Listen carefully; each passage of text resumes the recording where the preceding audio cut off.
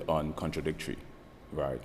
Although there's different sorts of paradoxes. You have paradoxes deriving from precondition, prerequisite, you have immutable deductive laws, you have frame of references, and then you have ambiguity, which means indecisiveness, uncertainty, vagueness, or triple or more interpretation. So, but they sort of coincide depending on what context they're in.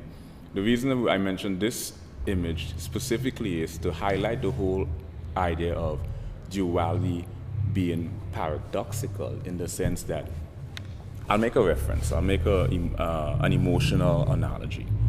Let's say I am the source. And there you have it, folks.